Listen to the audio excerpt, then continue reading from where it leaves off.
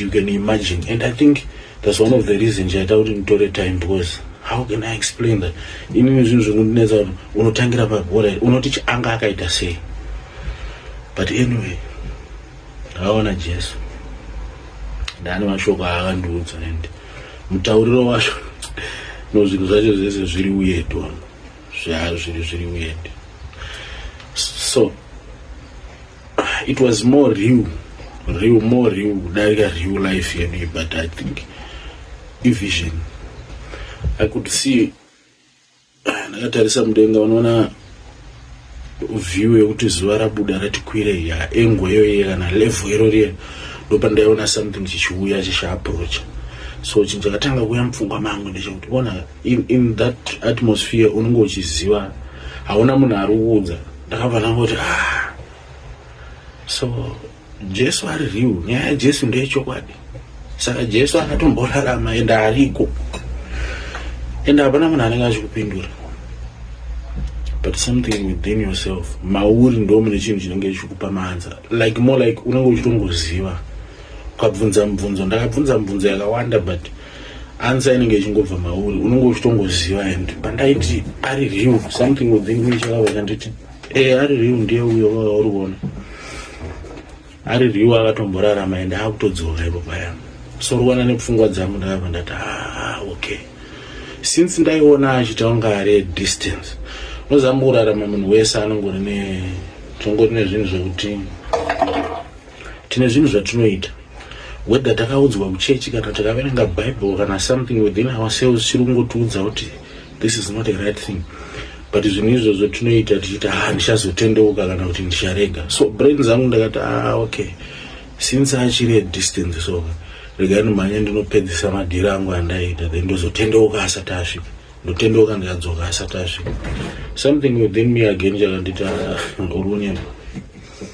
uriona paara akutosvika zvokuti ngoboira chete suwa anenge asvika. So the other strange thing is ari a distance paanga ari ipapo, I could know kana ndaigona kunzwa, not kuziva kana kunzwa kwedu kwatinoita, but ndaiziva kana kunzwa zvaari kufunga kana zvaari kutaura. And what he said, akatonga une following yakawandisa pa social media, but hauna kumbobvira waudza vanhu nezvangu. And question iri vanhu vobo ndo question yandogona kuita izvozvi, kana then kuti but ndakamboimba kuti no, paakataura izvozvo I could know ipapo ndega ndautaura chokwadi, handina kumbobvira ndakaudza vanhu nezvake. So again, kuti nditi ndiye, kuti nditi something within me chaitaura, but wona zvinhu zvai zvinonetsa kutsanangura ndozvatitaura. But yeah, so I can safely say I was told kuti ndiwe uzoudza vanhu kuti Jesu is real and audzoka. And kana tikanzwa kuti Prince of Peace chichi mentality yandandinayo, I could think whether you saw Jesu vision kana chi, it was going to be a marvelous feeling. But I'm afraid feeling and I feel like were very different. The situation was terrifying. But what I could but one presence yaka achingwapia, so unotanga kuziva zvinhu zvese, and then unonyatsoziva kuti handisanda ready. Wega unozi no, handisanda ready man. And no, this is one wega unoziva kuti no, apadhuza apa pasvikika apo paari apa pasvikika apo nezvandiri zvino, kana akasatoti uya wega unenge uchida kusuduruka ende unenge uchida kutiza kuenda urefu naye. So I think that's the issue. And believe me, I know. Pfungwa dzinogona kuita vanhu, I know zvinhu. It's video iri hakusi kuti ndichatera macomments ichinzwa kuti munhu ati chino. I don't think I care about that, because I know of you asha ini nditaura kuti whoever ari padhuze anotaura siyana nezvaruda. What about? But inini ndakanzi I've never told vanhu pafollowing yese yatinayo pasocial media kuti Jesu is real and akudzoka. So ndozvandikungoita kuti wamana Jesu ariko and is real and akudzoka, padhuze akudzoka. Inini brain dzangu in the vision ndine zvinhu zvandaida kumhanya unopedzera kuti ndozotendeuka asati adzoka, but ndakatongoudzwa kuti aurunyepa pava padhuze zvokuti pana zvinhu zvaunomboita ukapedza asati adzoka.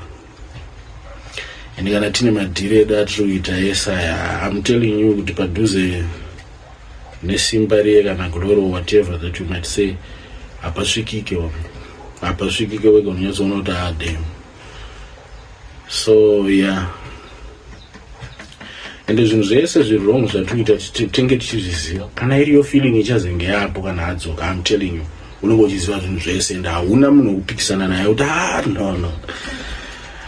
no handiziva musituation yavo kuti atingazoda, but ipapo unenge uchingoziva zvinhu zvese kuti aiwa ari kutaura chokwadi, aiwa plus hauna munhu ari kupa mawega unongoziva. That's the weird thing. Yeah, I feel relief. I feel relief. I know I have some people that go as it say, but I know, sure. Ndakatry kutsvaka maway ekuda asi Jesu, but ndiye the way akazvipresenta you can never ever doubt.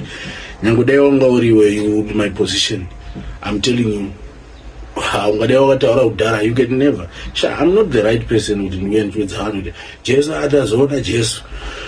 People, they will think I'm a clown out there. I know they will think, this guy, what's going on? But that's the thing. And I think I have a boy, I did, what do you bobira or bamboo butanga, what are feeling is or one out every day, Pandru Mogan, standard and she say, I just have a feeling, you don't know about and I have guys who are boys, what I would engage in a machine podcast, Tonge podcast show that. I think we are going to do that, but I have different feeling. I just find out on the show ya tuda utsvaga relevance kana my views, no. Iyo